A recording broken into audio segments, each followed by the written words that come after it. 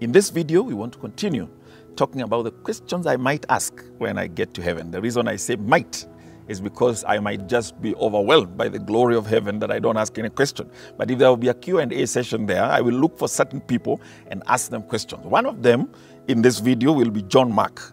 And the question will be, how was your trip to Jerusalem after you defected from the mission field?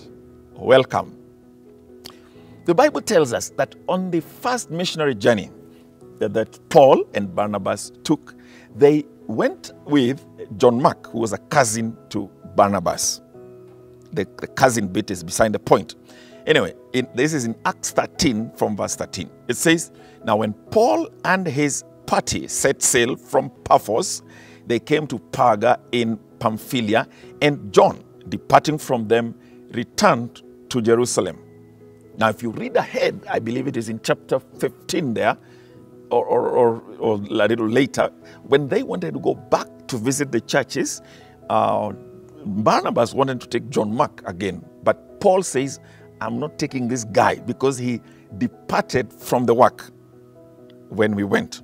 So I imagine that I'd like to ask him about the trip when he left the people in Pamphylia and went to Jerusalem. He probably came from there. I'd like to ask John Mark, please tell me about your excitement of the first missions trip. This is the very first time you're on a bus and you're going to tell people the good news. Of course, it's not a bus. It's either, a donkey, horse, and some places a canoe, a boat of some form. They actually had quite advanced forms of water travel. So maybe you are in a boat or you are in some other way as you are traveling. Was it exciting? Question 2, at what point did you decide to go back? You've been there maybe a few days, you've had revival meetings, you've had meetings outside, or you've had appearances on TV. At what point did you decide you're going to go back? Was it the weather that you thought it's too cold or too hot?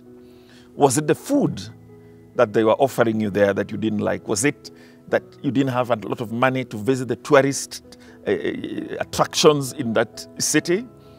Or was it the people you had challenge with? Was it the people? There is a pastor who was doing his internship, and at the end, he was asked, how did you like? How was your experience? It was great, except for the people. You didn't like working with the people. And the question is, what else can you enjoy in ministry if not people?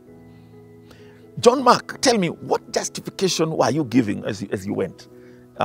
Did you think perhaps they are not paying me anyway? I'm only a volunteer, and after all, I also was not sent officially. I was not commissioned. I was not ordained like these guys were by the elders of the church and the church community. Maybe so I don't really have to be that committed like these people. Was that your justification? Did you feel fulfilled on your trip now, going back to Jerusalem? Are you feeling that I'm happy about what I'm doing? Or do you wish that you had committed a certain time period? Do you wish that you had said, in this mission field, I will commit 1 year, and before that 1 year ends, unless something drastic happens, I'm going to stick to it? One teacher of mine used to say there is something called stick-to-itiveness. John Mark, on your trip to Jerusalem, if you can tell me, what advice would you give to full-time workers, to volunteers? What advice would you give to parents of young people who are willing to go on missions trip, or who wants to give their time to serve the Lord? Would you tell them when it's a little bit, you don't like it, you quit? What would you say to those who work in church, to those who are intercessors, to the ushers? What would you say to the choir member who once in a while doesn't feel like, they feel like they want to serve and they don't want to even give notification that they are not available? What would you say to the Sunday school teacher who doesn't show up, or teaches halfway the class, or halfway the term, whatever, if they have terms, the season, and just quits and goes away and says, after all, I'm not being paid? What advice would you have for such people? John Mark.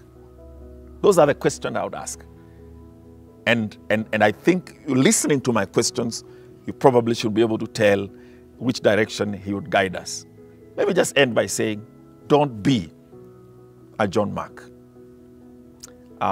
Thank you for following this video today on questions I would ask if I get a chance to ask John Mark about his trip back to Jerusalem, having left the ministry that he had been part of.